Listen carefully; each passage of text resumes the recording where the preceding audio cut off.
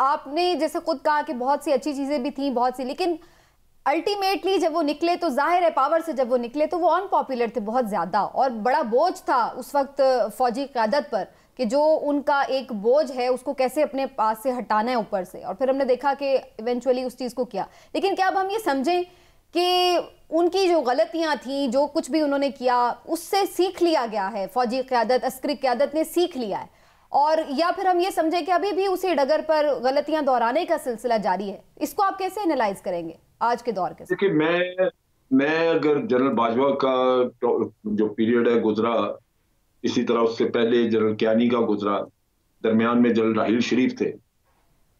मैं समझता हूं कि शुरू में जब जनरल कियानी आए तो उन्होंने बहुत हद तक सियासत से अपने आप को अलग किया, बल्कि जहां जहां हमारे मिलिट्री ऑफिसर्स थे मुख्तलिफ महकमों में उनको पुल आउट कर दिया। जनरल राहील शरीफ ने अपने आप को बहुत हद तक सियासत से दूर रखा। बयान वगैरह एक दो दिए उन्होंने ऐसे जिन पे के उंगली उठती रही, लेकिन सियासत में वो प्रैक्टिकली नहीं थे। उसके बाद जनरल बाजवा का अगर मैं देखूं तो ये तकरीबन 6 साल पूरे सियासत में रहे। कहा तो सही कि हम ए पॉलिटिकल हैं, लेकिन ए पॉलिटिकल थे नहीं। आप देख लीजिए कि पहले ही जब इलेक्शन हुआ और इमरान खान इलेक्ट होके आए तो उस वक्त से ही कंट्रोवर्सी खड़ी हो गई कि इन्होंने इलेक्शन में इमरान खान की मदद की है। चुनाचे वो 3.5 साल उसकी हुकूमत रही और सिलेक्टर और सिलेक्टेड का किस्सा चलता रहा। इसी तरह बाद में फिर ये मुख्तलिफ वक्तों पे कोई सेनेट में अगर आ गया नो कॉन्फिडेंस का किस्सा तो उसमें इल्जाम लगने शुरू हुए। बाद में रिजीम चेंज के आप कह लीजिए। तो कहीं ना कहीं कोई ऐसा था अमल दखल जिसकी वजह से ये इल्जाम आते रहे। आप अगर राहील शरीफ का देख लें तो उसके वक्त में उसके ऊपर ऐसे इल्जाम नहीं आए थे, बावजूद इसके कि धरना हुआ था, लेकिन धरने में भी जनरल ज़हीरुल इस्लाम का नाम आता था, उसका नहीं आता। तो बात यह है कि ये इंडिविजुअल्स और पर्सनैलिटीज के साथ बहुत सारा ताल्लुक होता है इन चीजों का, कि वो अपने आप को एक कंट्रोवर्सी से दूर रखना चाहते हैं, बाज इसमें पकड़ समझते हैं। ठीक। अच्छा चौधरी साहब, थोड़ा सा मैं बस इसको वाइंड अप भी करूंगी जनरल साहब के टॉपिक को, लेकिन आपके नज़दीक बहुत सारे लोग ये कहते हैं कि जनरल बाजवा और जनरल परवेज़ मुशर्रफ में बड़ा कहा जा सकता है कि सिमिलैरिटीज़ थी उनकी पर्सनालिटी में। दोनों बड़े खुले डुल्ले, बड़े यानी खुलकर बात करने वाले भी थे, और जो पॉलिटिकल उनका एक रहा है रोल भी और कंट्रोल भी, वो भी बड़ा मिलता जुलता रहा है। तो आप समझते हैं कि आपने चूंकि दोनों अदवार देखे हैं, आपके नज़दीक क्या वाकई दोनों में सिमिलैरिटीज़ थी, और क्या वाकई आगे फौजी क़यादत को इन तमाम चीज़ों से अपने आप को डिस्टेंस करना पड़ेगा अब अल्टीमेटली? देखिए, जनरल बाजवा जनरल मुशर्रफ का तो जमीन आसमान का फर्क है। अच्छा। जनरल मुशर्रफ जो है वो बहुत कम आदमी थे, वो बिल्कुल बड़े क्लैरिटी से बात करते थे और वो जो भी अपनी कमिटमेंट थी उस पर कायम रहते थे। जनरल बाजवा साहब के बारे में ऐसी बातें जो है वो यकीन से नहीं की जा सकती, क्योंकि उन्होंने जो बात पता लग रही है, सामने आ रही है, उन्होंने तकरीबन हर किसी के साथ जो है वो वादे किए और किसी एक के साथ भी निभा नहीं सके और मामलात को चला नहीं सके। जनरल बाजवा साहब जो है उनकी रिसेंट जो जिस तरह से एक्सपोजर उनका हुआ है, तो आई थिंक उनके बारे में तो जितनी कम बात की जाए उतनी बेहतर है, उनके लिए भी और सबके लिए भी।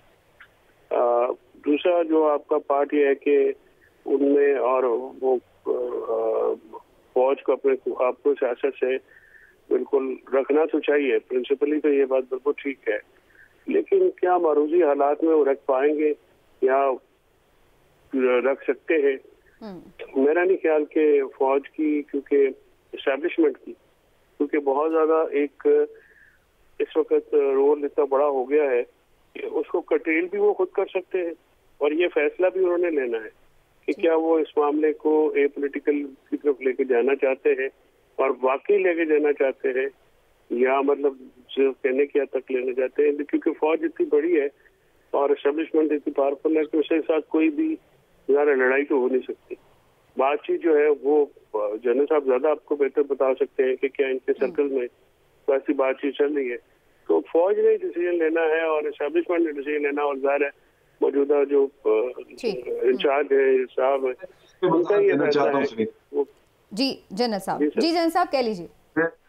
मैं थोड़ी सी वजाहत दे दूं। देखिए, बात ये है, मेरी मेरी समझ में तो ये आता है कि ये पॉलिटिशियंस ने फैसला करना है कि उनको आर्मी को इन्वॉल्व करना या नहीं। मैं डायरेक्टर मिलिट्री इंटेलिजेंस रहा हूँ, मुझे पता है कि पॉलिटिशियंस आके अप्रोच करते रहते थे, वो एक दूसरे की चुगलियां भी लगाते थे, मदद भी मांगते थे। आपको पिछले इलेक्शंस का देख लें, ख्वाजा आसद साहब ने, ऑल्दो PMLN बड़े खिलाफ थी लेकिन उसके बावजूद ख्वाजा आसद साहब ने इन्वॉल्व किया जनरल बाजवा को और इलेक्शन में मदद दी। असल किस्सा ये है कि जिस वक्त आर्मी एक ग्रुप की या एक पॉलिटिकल पार्टी की साइड ले लेती है, उसकी मदद करती है, तो दूसरे वावेला मचाना शुरू हो जाते हैं। अब कॉन्डक्ट देख लें, जब तक PTI के साथ थे तो PTI एक ही पेज पे है, हम एक ही हैं, हम ये है वो है, रोजाना कहानी आप सुनते थे। आज PTI कहाँ खड़ी है? इसी तरह PMLN इतनी क्रिटिसाइज करती थी PDM की पार्टियां, आज PDM की पार्टियां मुतमईन खुश हैं। कोई वो कहते हैं जी अगर फौज के खिलाफ किसी ने बात की तो बहुत बड़ी गद्दारी है वो। अब तो वो कानून भी लाने वाले हैं, अदलिया और फौज के ऊपर बात ही नहीं हो सकेगी। असल किस्सा ये है कि इनमें मुनाफकत है। अगर ये सारी पार्टियां कम से कम एक पॉइंट पे मुत्तहिद हो जाएं कि फौज को हमने इन्वॉल्व नहीं करना, वो PTI हो PDM हो सारी, तो सवाल ही पैदा नहीं होता कि आर्मी कभी नजदीक आ सके। राइट, ये आपने बिल्कुल सही बात की है कि पॉलिटिकल लीडरशिप पे भी इसकी जिम्मेदारी है और जाहिर है मिलिट्री लीडरशिप पे भी कि दोनों ही अपने अपने रास्ते को इसका तयन करें। लेकिन इमरान साहब, फाइनली आपसे मैं लास्ट कमेंट लूंगी। एक ये ज़रूर देखा गया है मामला कि चाहे कोई साबिक चीफ भी क्यों ना हो, जो फ़ौज का मौजूदा चीफ होता है या जो भी क़यादत होती है अस्करी, वो उसको ओन करती है और उसके ख़िलाफ़ भी एक हद से ज़्यादा जो चीज़ें हैं, कार्रवाइयाँ हैं, वो नहीं उस तरह से टॉलरेट की जाती।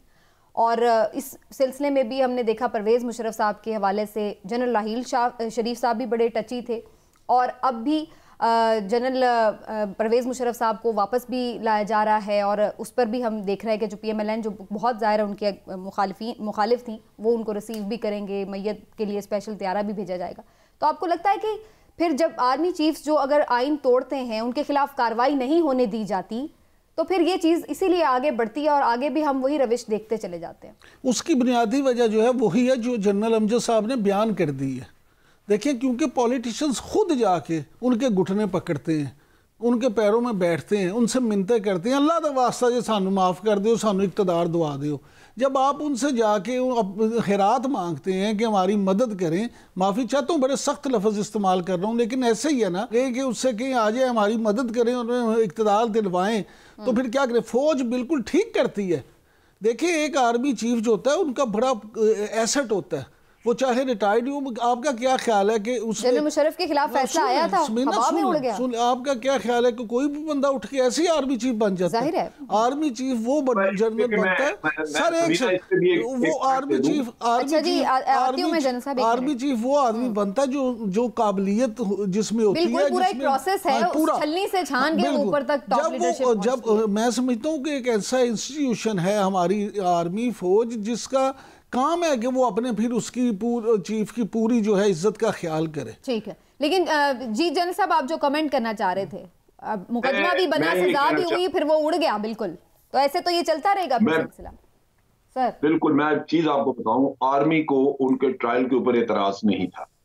आर्मी ये कहती थी कि ये ट्रायल जो है सबका होना चाहिए, क्योंकि ये आप देखिए ये उनके टेक ओवर करने पे नहीं था, यानी हुकूमत को हटा के खुद बैठने पे नहीं था। ट्रायल उनका हो रहा था कि उन्होंने दरमियान में इमरजेंसी नाफिज की हफ्ते के लिए और आइन को मुअत्तल किया, उसमें सारे शामिल थे। और खास तौर पे जो लॉ मिनिस्टर जिसने सारा ये चीज बनाई थी, वो अब नवाज शरीफ साहब का लॉ मिनिस्टर था उस वक्त, जाहिद अहमद, और पहले इनके साथ गेम खेल गया, मुशर्रफ के साथ बैठ के, फिर दूसरी तरफ जाके मुशर्रफ के ट्रायल के लिए ऊपर लग गया काम पे।